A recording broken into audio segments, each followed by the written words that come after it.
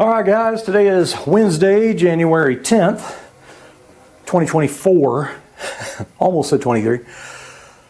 So it's getting ready to be business as usual. So I got sick twice, and then I ended up, I started getting a little bit better, but I was still kind of getting sick at my stomach in the evenings.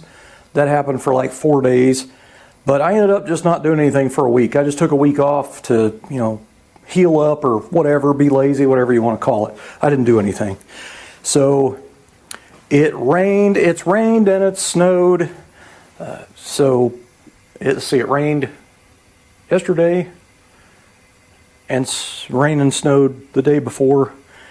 But anyway, we've had a couple of days of rain and snow anyway. But today I'm going to get back on Steve's car. I haven't worked on it in so long. I had to come out here and get reacquainted with it.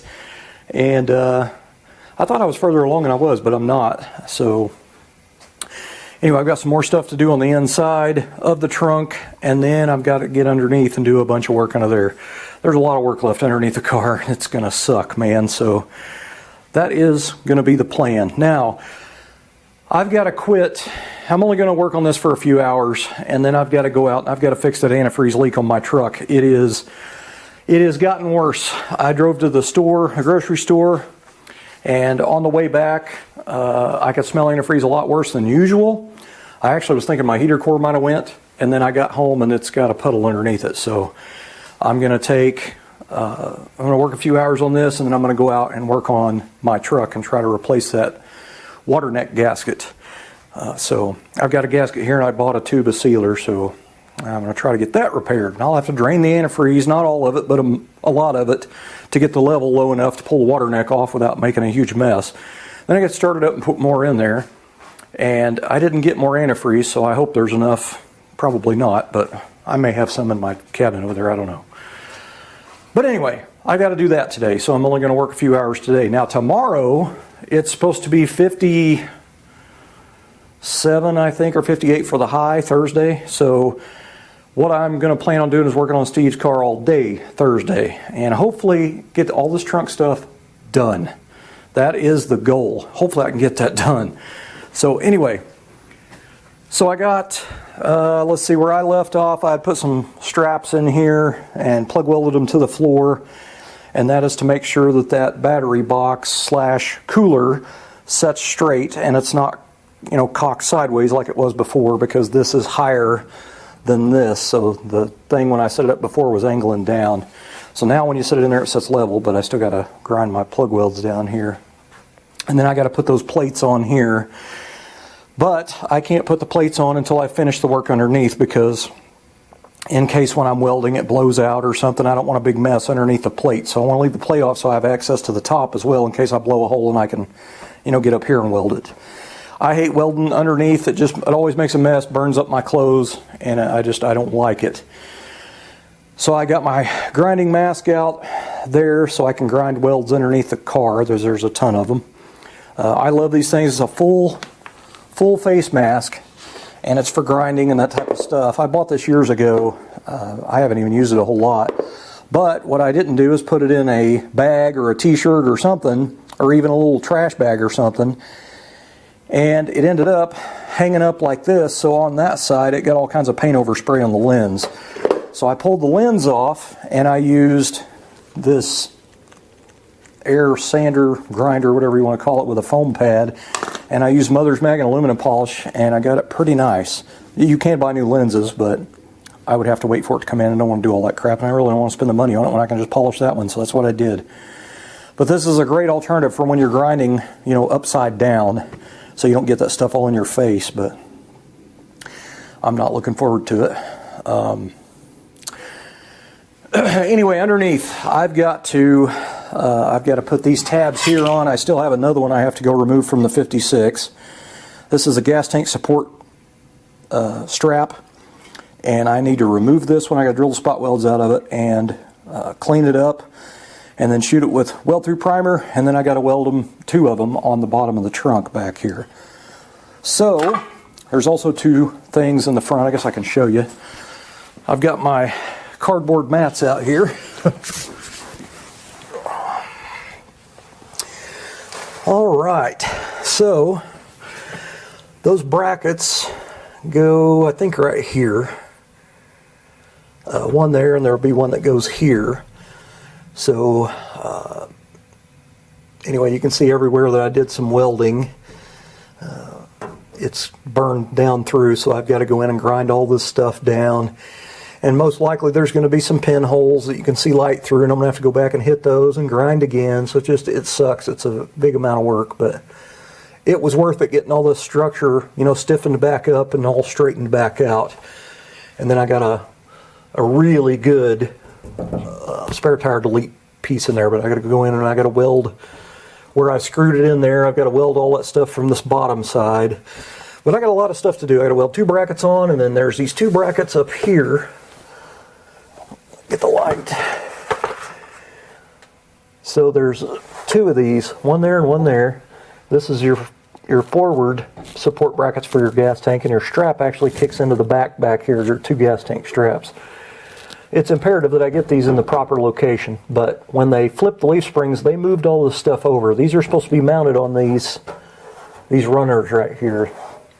So they used this square tubing, and it just has a few welds on it. They didn't weld anything on the back, but anyway, they perimeter welded the back side of this. These are usually plug welded on, but they perimeter welded it, so I've got to go in and try to cut right up to the edge and then get that off, and then I've got to grind all the welds off.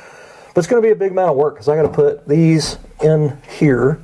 I'll have to pull these off, clean them up, remove the square tubing and all that stuff. These are in pretty good shape, so the ground's wet outside, or I'd go out and try to get in there and remove them from the 56, but I think I'll just try to remove these and reuse them. But I got a lot of grinding to do under here, the whole perimeter of that. So, it's just going to suck. Lots of work.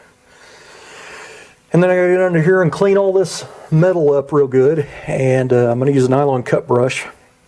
And then I get to go in with some etching primer and etch prime it, and the bare metal areas anyway. Then I gotta go in and seam seal the bottom edge lip of this all the way around. I gotta seam seal the top as well. So anyway, lots of work to do. There's a couple of pinholes right there I'll have to weld up. It's usually what happens when you tack weld in patches and you go in and grind them. There will be some holes, and I always go back and re-weld them. Some people don't, but I do. But they actually use like a roll-on bed liner, and I know that because I've used that stuff a couple of times in the past, and it always gives a sporadic looking texture. Like it's just sporadic, like there's not hardly anything heavy texture over here, and it's real heavy here. So I have some of that stuff here. I hope it's still good. I'm going to put a little bit out and brush it onto something and see if it dries. And if it does, that's what I'll use, because that'll save Steve some money. He won't have to buy any. But I want to reshoot this trunk floor area up in here, like all of this. So, I mean, there's a lot of work to do to finish up what I got to do. So, I got to get to it. And it sucks. I haven't worked on anything in a while. But it was nice taking a week off, let me tell you. So, had a problem with my cable company. I had to ended up changing cable and internet providers. We had the same company. I don't want to mention their name, but it's a 3-letter word and it might start with a C. We had them since 2019, and we had a really small cable package with not a lot of channels, and we had internet through them, and it was supposed to be fiber optic, 500 megabyte per second internet. And we rarely check our auto pay bills when they come through. Rarely check them. They always send us a bill every month, it's on prepaid or auto pay where they take it out automatically. So we never really pay attention, but they always send me an email every month of how much it is. But I rarely check my emails on that stuff. When we checked it the other day, it was $260. So not paying $260 for internet and cable. Absolutely not. Especially to have cable that we don't have a bunch of stuff. You know what I mean? We don't have all the fancy channels and all that. So I cannot believe that price. That blew me away. So we found out after going back and looking through all the past emails that after our contract was up, the price shot up $100 every month. So it used to be $114, I think, or $118. and then it went to like $240 and $260 because we rent movies every once in a while and watch, you know, on pay-per-view or whatever. So I was blown away. I mean, that's a $260 a month is kind of a car payment, you know what I mean? So I was out. I was done. So my wife got on the internet, on text chat with them, and we had them remove the cable. And that was on December 2nd when we had them remove it, the cable. We kept the internet, and I was going to keep the internet with them. So what they ended up doing was, when I checked my next bill, which was on the 28th or 9th or something, they told my wife that the next bill was going to be $114 or $117. That's without cable, and that's just internet. I still think that's a lot of money a month for 500 megabytes per second internet. But anyway, when I checked the new one at the end of December, it was $260. So my wife got back on text chat, and the person said there is no record of anybody talking to her, and so they could not remove it. Well, what they didn't know is my wife had, during a text chat, the little box that pops up there where you type stuff out, there's 3 little dots there, and you can click on that and it'll say copy to email. So that's what she did. So she had the whole thing on email. So we had proof. So when my wife mentioned that in that text chat to that person, that she had proof, lo and behold, they waived it, and we only had to pay the $114 or $17 or whatever it was. So then, 2 days later, I got a text message from them, and it said that I've already used 50% of my data. So they took us off on our home internet. They put us on a limit, I guess, a data plan, which I didn't know people did that to home internet. I've only heard of that on cell phones.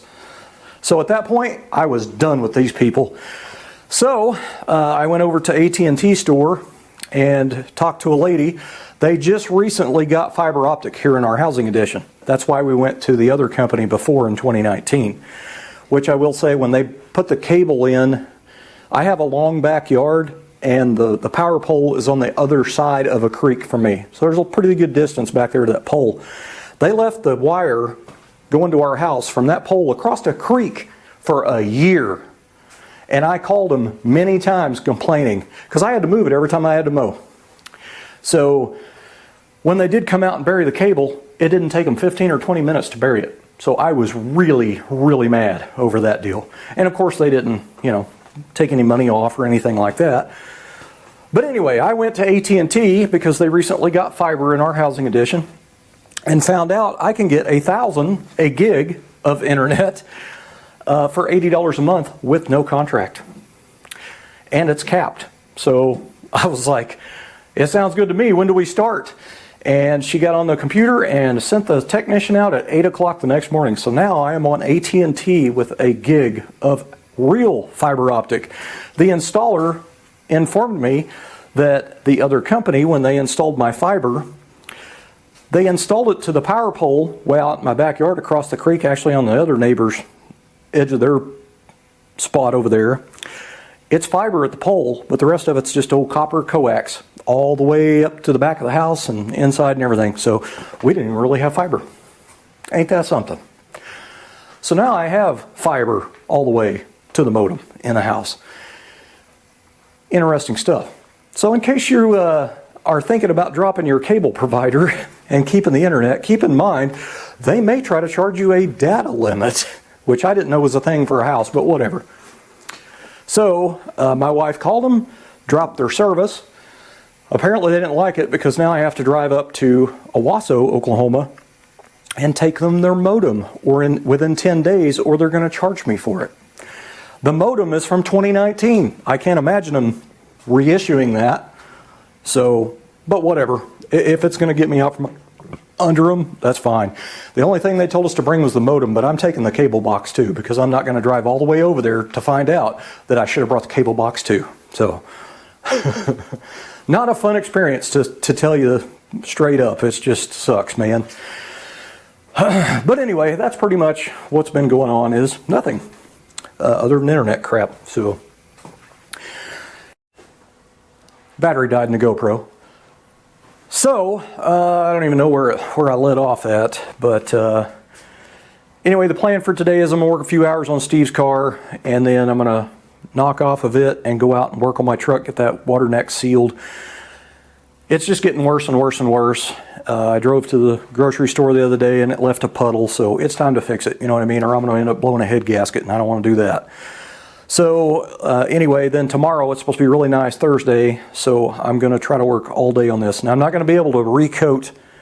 I'm going to be able to etch prime it probably, the bare metal areas and stuff, but I'm not going to be able to coat it. I need to let that etch prime probably set a day and then go in and scuff it and, you know, then coat it. But I'll have to wrap up the car. I mean, it's going to be a big mess, but anyway, it's supposed to be nice enough tomorrow that I'll be able to do that. But what I think I'm going to do, so this video is probably, I don't know how long it's going to be already. It's probably, I'd say, a good 15-20 minutes already. So I'm going to go ahead and just post this video as an update video, and I will try to post a video maybe tomorrow night of how far I got on the car, and you know, I'll video it as I go and all that kind of stuff. But I'm not going to mess with the truck videoing any of that. I'm just going to go in there and knock it out and get it done. I don't want to stand out there in the cold and do all that crap, so, and then have to worry about setting up a tripod and all that kind of stuff. So anyway, that's what's going on. Thanks for watching.